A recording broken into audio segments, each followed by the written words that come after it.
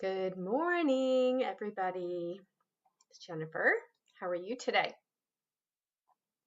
Hope everyone's doing well on this Friday morning at 9 a.m. Eastern Time.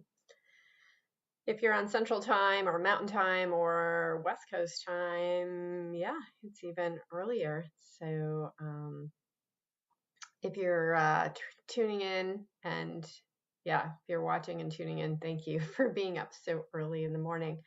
I decided to flip-flop today from my noon time slot to this 9 a.m. time slot. I've been hearing from retailers that by noon they're just hopping and already busy in their stores. So I thought I'd try something different today. So if you're here joining me, please say hi. If you're joining on the replay, let me know that you watched it so I know who's hearing my message. So today, I just want to wrap up what we've been talking about all week, which is driving your profit to your bottom line.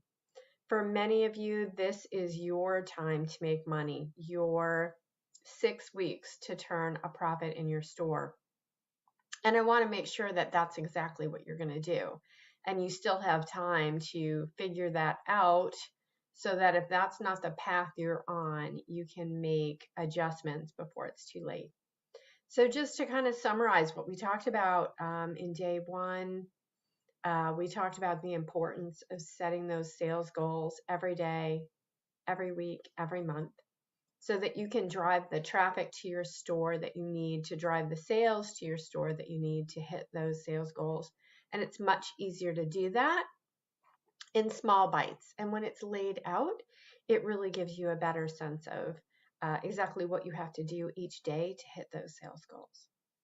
Secondly, we talked about identifying your cash purchases versus your cost of goods sold, figuring out what you truly are going to take out of your pocket for goods that you purchase between now and the end of the year. And I mean, this needs to include purchases that you've made, that you've purchased on, that you've bought on extended terms. Everything that needs to be paid for between now and the end of the year, you need to get that down on paper. And you take, then we talked about how the calculation to getting to your cash margin, which is taking those sales goals, the total, subtracting from it your cash purchases, and that gives you your cash margin. The last piece of this is that you need to identify the expenses that you're also going to pay for between now and the end of the year. If you're here with me, say hi, please, so I don't feel like I'm talking to an empty room. So you've got your cash margin number now, and now you need to identify all your cash expenses that are also going to come out of your pocket between now and the end of the year. This includes what we call balance sheet expenses. That means that even if you're paying down on loans, or if you're making loan payments, if you're making payments on old debt or old credit card balances, you need to include that in those expenses that are going to come out of that cash margin. If you're just looking at your profit and loss statement, you're not going to see those dollars coming out of, you're not going to see those dollars on your profit and loss statement. So they're not going to look like an expense, but they very much are cash that comes out of your pocket. So you really need to identify those. And if you then subtract those cash expenses from your cash margin, that will tell you what you're on track to have to add to your bank account at the end of the year. And this is a very important number, because if that's not a positive number, you're going to want to see if you can make some adjustments. Maybe you've got too much merchandise on order and you need to cancel some of those orders. Maybe you can cut back on expenses. Maybe your payroll is too high and you need to cut back on it. But you need to know the first step in this process is to have the information so that you can make the adjustments that you need to make sure that you're not going to have any surprises at the end of the year, because you need that number to be positive. This is your time to make money, especially if you're in the toy business, and we need to make money. There's just no two ways about that. It's now or never. I also wanted to address yet again the elephant in the room. It looks like there are communities where things are getting more restrictive. It's definitely not every community, but some of them, where you're getting shelter in place kinds of orders.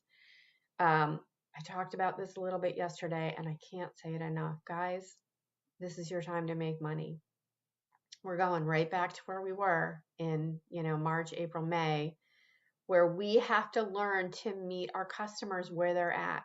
So Christmas is going to come.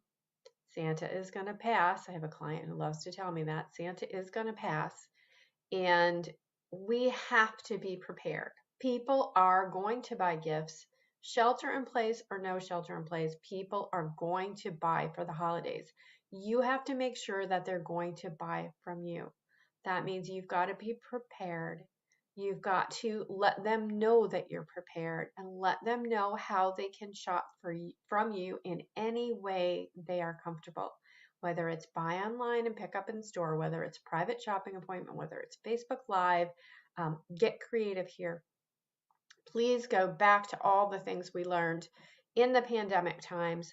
Create those bundles. They are going to be so key. Create those bundles for everyone you could possibly check off the list for. So if it's the grandma, the aunt, the mom, the dad, the kids at different levels, the teacher, create those bundles to make it really, really easy for your customers to shop from you. I cannot say this enough.